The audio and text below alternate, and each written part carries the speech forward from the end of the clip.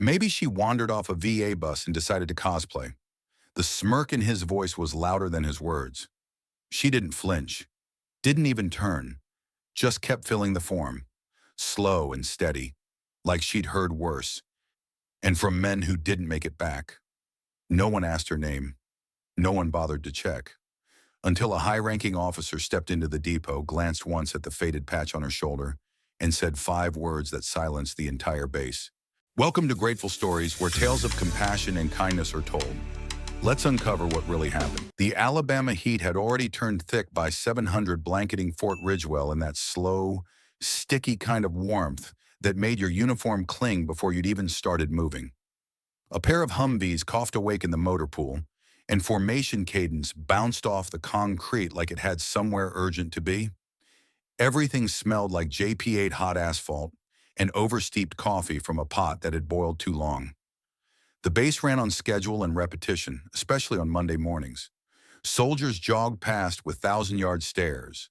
Clipped voices called roll, and inside the supply depot, the start-of-week scramble was well underway. The mood wasn't hostile, just busy, orderly, indifferent, which made it easy not to notice the Ford Ranger as it rolled into the lot, engine ticking from the drive. It was dented, paint faded, one of the older models that didn't look out of place among military vehicles, if anything. It blended in too well. Marie Delaney stepped out and shut the door gently behind her. She adjusted the strap on her shoulder without wincing, even though her right knee never let her forget Yalra's pass. At 52, she looked like someone who had long stopped trying to explain herself. Dark hair, streaked silver, pulled tight into a low bun, civilian jeans, worn boots, and an old army field jacket that had held its shape through more than its share of sand, storms, and sun. She didn't wear it for symbolism. She wore it because it worked. The kind of jacket with utility stitched into every fray and crease. The left sleeve, when caught by the light, revealed the faint outline of a patch that had once carried meaning, though now it was no more than a faded shape somewhere between wings and shadow. Marie walked into the depot like she'd never stopped walking into places like it. She moved with that practiced, unspoken rhythm that belonged to people who had learned how to take up space without drawing attention. She didn't slow when eyes followed her.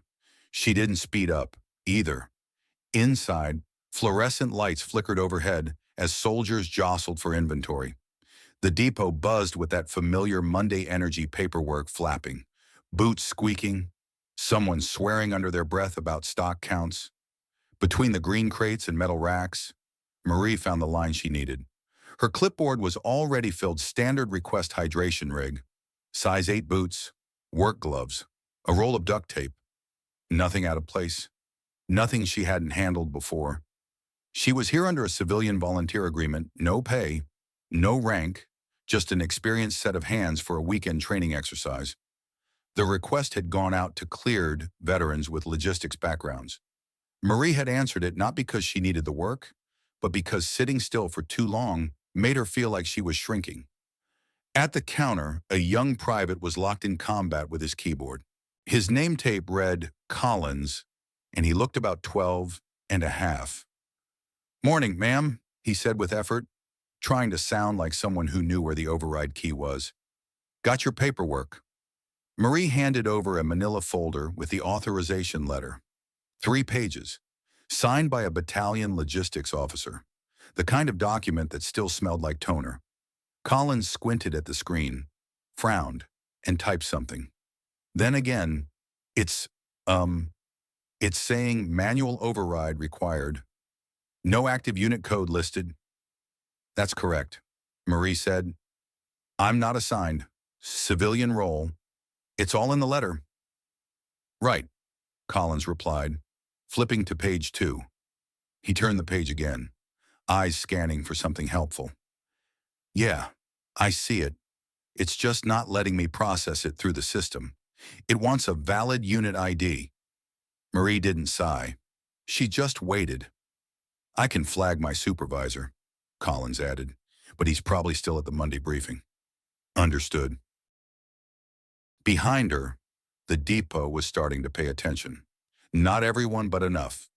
3 junior officers, standing near the uniform rack, had stopped debating boot brands and turned their attention toward the counter.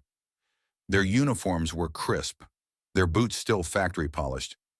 Second lieutenants by their bars knew enough to shine, and knew enough to believe that shine meant something.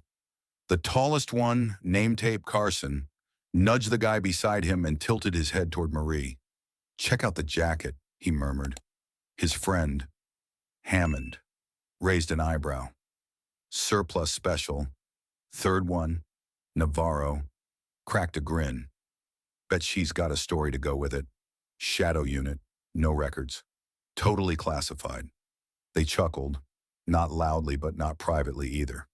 That halfway volume meant to carry just far enough, the kind of laughter that pretends not to be cruel. Marie didn't turn. Carson continued, voice light but edged. "I had a guy back at ROTC claimed his dad was Delta. Showed up with a patch nobody could trace. Same vibe." Navarro leaned against a crate like it owed him something. "Yeah, always starts with a jacket, then the stories, then the fake citations, and nobody wants to challenge it. Because what if you're wrong?" Marie stepped away from the counter while Collins kept typing. She moved a few paces to the side and sat down on a bench against the far wall. The metal was cold through her jacket, but she'd sat on worse. One leg crossed over the other, clipboard resting on her knee. Still, the depot kept humming. A forklift rolled past. Someone argued in the back about a mislabeled crate. The smell of coffee drifted from a nearby break room, burned and acrid. Marie's eyes followed a soldier navigating a stack of rucksacks, noting how he shifted his weight when he walked left ankle injury. Recent, probably still untreated. She noticed things without effort. It was how she'd always stayed alive. Across the aisle, the lieutenants hadn't stopped. "She hasn't said a word," Hammond observed. "Because that's part of the act," Carson replied.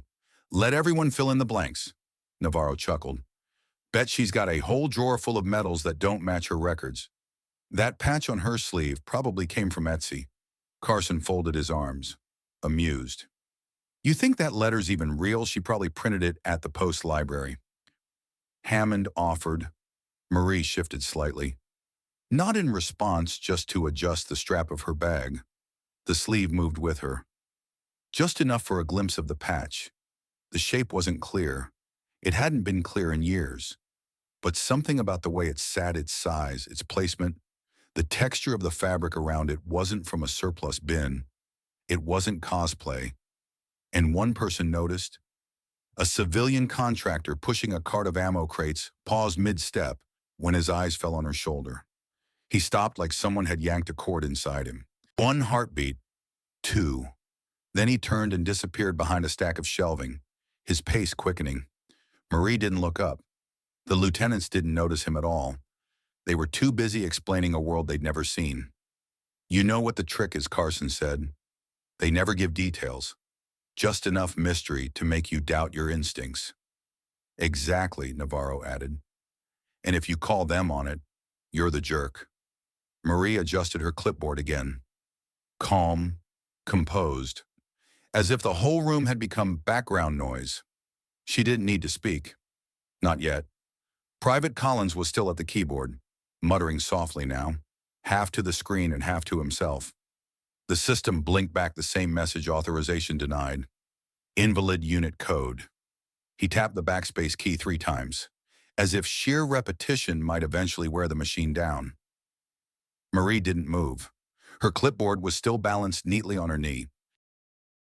Her fingers rested lightly over the corner, as if holding place in a story she wasn't in a rush to finish.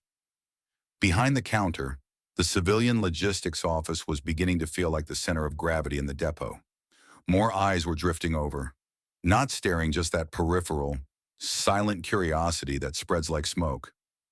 One of the quartermaster staff came in with a stack of labels, glanced at Marie, then did a slow double take toward her shoulder. His eyes caught something, then flicked away fast. He didn't say a word. The lieutenants were still nearby, voices just low enough to pretend they weren't speaking for the room. Carson's smirk hadn't faded. "You know, there's a reason we have systems in place. Real orders, real vetting. Otherwise, anyone can show up. claim they're part of some classified op, and walk out with gear, especially when the paperwork's just a little too convenient, Hammond added, tone breezy. Navarro leaned in with a grin. It's always the same story. No unit, no rank, just vibes. Carson tilted his head toward Marie again. I mean, look at that patch. Can't even tell what it used to be. Probably made it in Photoshop. Marie blinked once. That was all. Collins finally exhaled. Okay, I tried manually inputting it, but the back end still won't accept the form. It's asking for an override code from a senior officer. He looked up, nervous. I can radio Captain Renshaw, but he'll want to know who approved it. Marie handed him the top sheet from her folder. Authorization came from his own office. Signatures there. Collins read the name, went a little pale, and nodded. Right. Sorry, ma'am. This system. It's strict. I'm aware. That was all she said, and yet the quiet of it made Collins feel smaller than he expected. Across the room, Carson pushed off the wall. He walked closer, not confrontational, just with the casual authority of someone who thought he owned the floor. You volunteering for this weekend's drill, he asked, voice low enough to pass for polite. I am, Marie replied. And this form says you're supporting logistics. Right, issuing and inspecting. Marie nodded. Carson gave a short laugh, not quite believing it. Funny. You'd think someone with that much experience would know the system won't run civilians without a unit code, or that jacket isn't considered regulation anymore. Marie turned her head slightly, not enough to fully face him. I'm not asking the system to recognize me, just the authorization that came from your chain of command. Hammond stepped up next to Carson, arms crossed. You always carry old unit patches, or just when there's an audience, Navarro joined, lingering back but watching with the comfort of someone who knew he wouldn't be called on to answer for anything. Carson gestured toward her sleeve. Just curious. What was that unit? Anyway, that patch is so faded it could be anything. Looks like a cartoon wing. Marie finally looked at him. Not sharp, not cold, just measured. Echo Response Group, she said, 519th. The words landed soft but not empty. Hammond chuckled. Oh, that's cute. Echo Response. Like something from a Tom Clancy novel? Navarro nodded. Totally. Add in a number and it sounds legit. You ever notice that Carson gave a performative nod, half turning to the nearby soldiers now pretending not to listen? You hear that? Guy's 519th Echo Response. That's the one that shows up in all the conspiracies. Black ops with no paperwork, saved the world, left no trace. Marie didn't flinch. She had heard this kind of tone before, usually right before something fell apart in the field. She leaned slightly forward, placed her clipboard gently beside her, and adjusted her boot strap. As she did, the cuff of her sleeve shifted again. This time, it caught direct sunlight from a side window. And something shimmered there, something not quite fabric, not quite thread. The outline was frayed. Yes, but it had the unmistakable geometry of something once regulated. A patch that had followed a specific cut, used only in 3 units between 1996 and 2007, one of which no longer existed. One of the base contractors, a forklift driver from munitions, turned the corner mid-roll and froze when he saw her. His hands paused on the wheel, his lips parted, and then, without speaking, he reversed course and vanished behind a shelf. Navarro saw him go. Someone's jumpy. Hammond shrugged. Probably realized we're out of duct tape again. Carson, though, was still staring at Marie's shoulder. He didn't recognize the patch, but he recognized the feeling in the room, the slight hush, the way things began to tilt without warning. He looked at Marie again, this time, quieter. And when exactly were you with the 519th? Marie didn't blink. From Kandahar to Black Dune, then Jalrez Pass. Silence. Even Hammond didn't offer a wisecrack. The air in the depot shifted, a kind of pressure drop. The way things feel before a storm, Or just after someone says something that shouldn't be true but is. Collins, still at the terminal, suddenly looked like he wanted to be anywhere else. Navarro tried to salvage the moment. Jalrez Pass isn't that. He stopped, because in that instant, someone else entered the depot. Not loudly, not with announcement, just presence. Brigadier General Samuel Rourke was not a tall man, but the silence moved with him as he stepped through the doorway. His dress shirt sleeves were rolled to the forearm, clipboard in one hand, coffee in the other. He looked like he'd come by on routine, until he saw Marie. He stopped mid-step.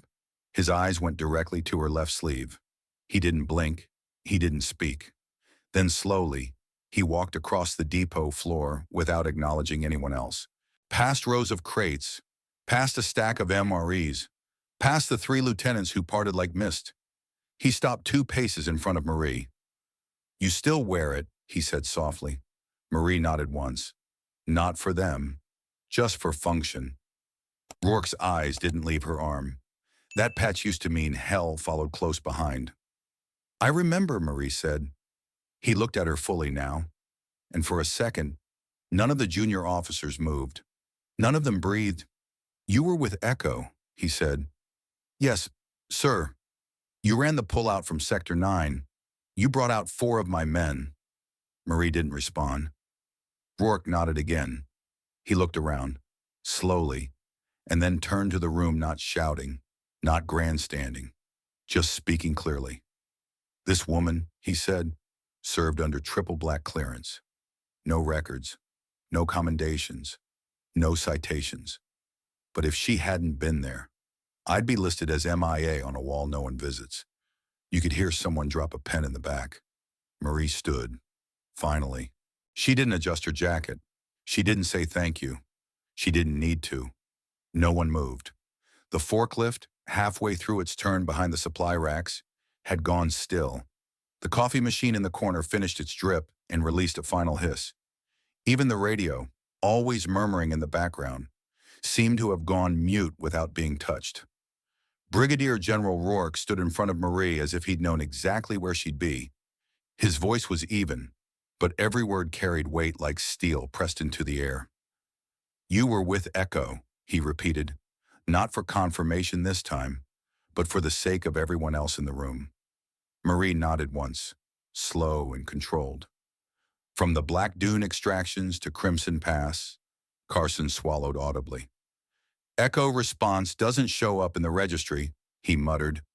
Rourke turned his head slightly toward him, not with hostility, just the calm of a man who'd heard enough. "No, Lieutenant," he said, "it doesn't. That's the point." Navarro shifted his weight. "Sir, with respect, is this something we're cleared to know?" Rourke looked at him. His gaze wasn't angry, just tired. "You're not," he said simply, "and you won't be. But what you are allowed to know is that Sergeant First Class Marie Delaney pulled my unit out of a firestorm that never made the headlines. She didn't just follow orders. She improvised under blackout protocol and got 6 of us home." A slow murmur rippled near the back of the depot. It wasn't loud, but it was enough to remind everyone they'd been listening. Marie remained still. Her hands were folded loosely at her sides. She hadn't smiled. She hadn't corrected a single detail. Hammond, who'd been trying to find the wall with his eyes, finally spoke. "I thought, we assumed she was just a volunteer." "She is," Rourke said. "That doesn't change what she's done." He stepped closer to Marie, close enough that the sound of his boots seemed to fill the floor. "I remember that drop zone," he said, softer now.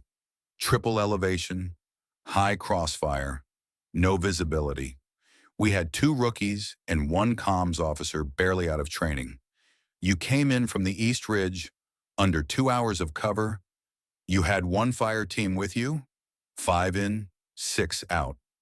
Marie blinked slowly, but didn't answer. He looked down for a moment. "We had no call signs, no air support. Our extraction window closed. We radioed anyway, even though we were told no one was left." His voice cracked not much, just barely. But you answered. Stand by for dust. That was it. That's all you said. And then you were there. Marie's voice was even quieter than his. I didn't do it alone. I know, Rourke said. But you stayed. Behind them. Carson had gone pale. Hammond didn't meet anyone's eyes. Navarro stared at the floor like it might open and let him disappear. The depot had shifted from skeptical noise to reverent quiet. Rourke turned to Collins at the terminal. Run the override, he said. Use my clearance code. Give her full access to everything she needs for this rotation. Collins nodded quickly, typing so fast his fingers stumbled. Yes, sir. Right away. Marie didn't move. She didn't thank him. Rourke looked at her again, more gently now. We've got a joint operations simulation coming up next week. Close quarters coordination, evac protocol, low-light drills. I need a lead advisor who understands chaos better than the manual does. Marie's eyebrows lifted slightly. Just for a second, Rourke gave a soft smile. You're not obligated, but I'd be proud to have you back in a planning room. She hesitated not long, then nodded once. I'll think about it. That was all. And somehow, it was enough. Carson finally spoke. His voice didn't have the same rhythm anymore. Ma'am. I didn't know. Marie turned to him fully for the first time. Her eyes weren't cold, just steady. No, she said. You didn't ask. The words dropped with the softness of fabric and the weight of truth. He looked down, ashamed. Navarro opened his mouth, then closed it again. A few soldiers near the rear began to move quietly, just returning to their tasks. But slower than before. The depot's rhythm hadn't returned yet. It was still holding its breath. Marie looked toward her clipboard. It was still on the bench.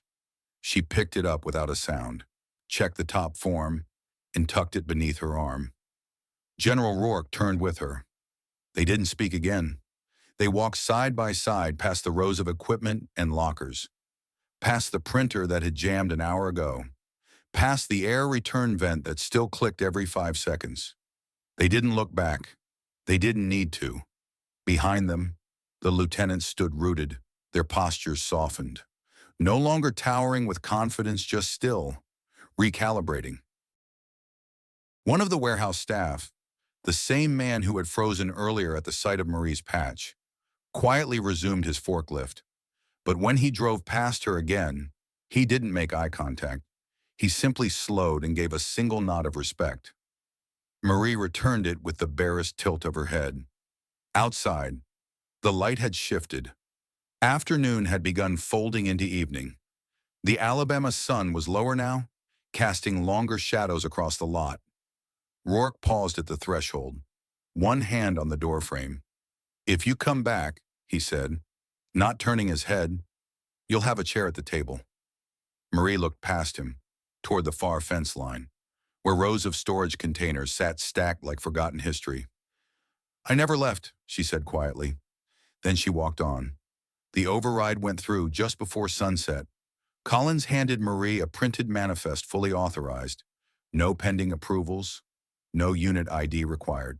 Just her name, typed cleanly on the top of the form, and the word cleared stamped in red beside it. No one spoke when she returned to the supply desk. She didn't need help. She lifted the crate herself, checked its contents, and made a small note on the back of the clipboard. Her handwriting was small and square efficient, no flair. The depot's hum had returned, but gentler now. Radio chatter resumed, but quieter. Somewhere in the far end, a wrench clanged to the ground and wasn't picked up for a full minute. Carson stepped forward. He didn't know what to do with his hands. Ma'am, he started, then stopped.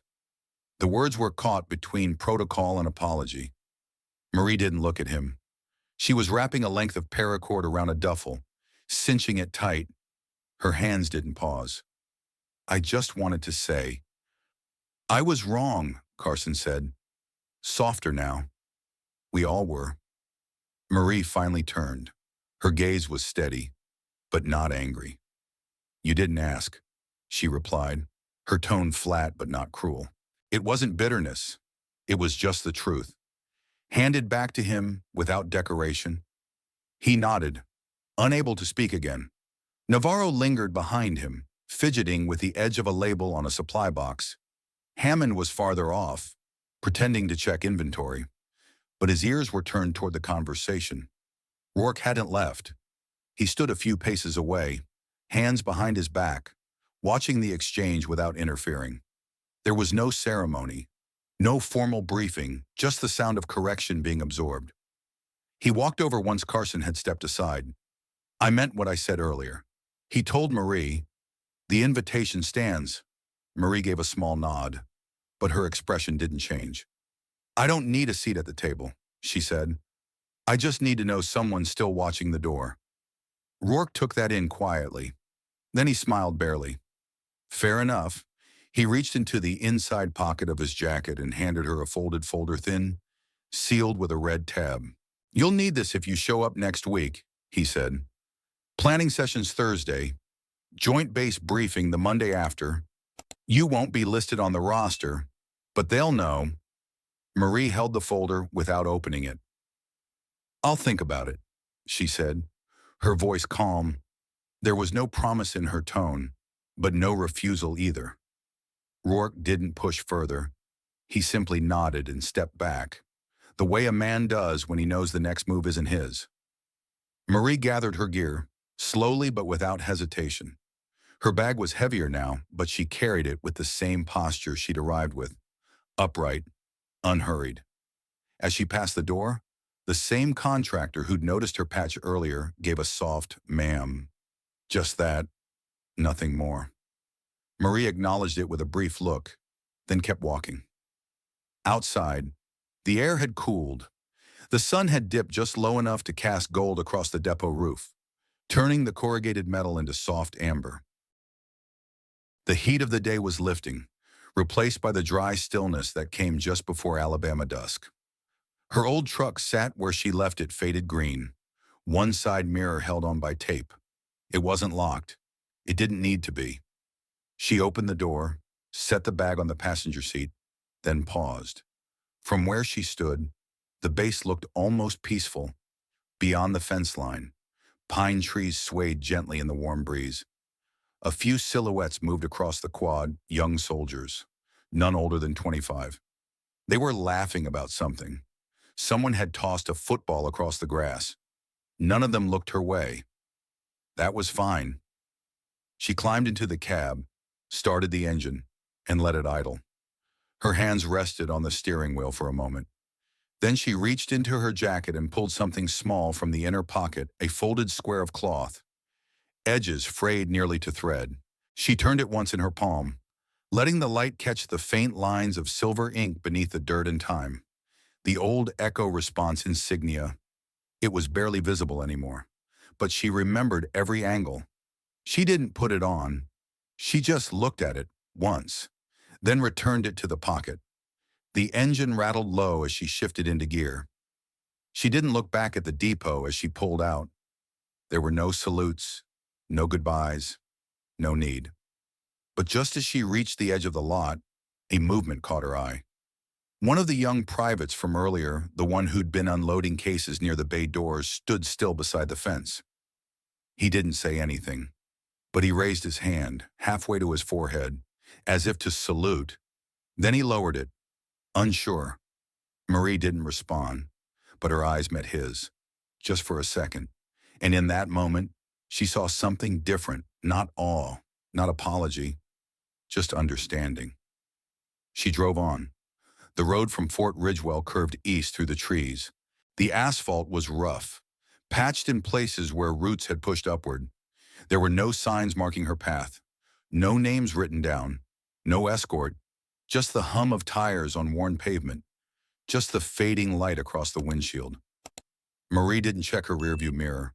Whatever needed to be seen had already been seen, and what remained, what mattered, was quiet now. Not erased, just carried.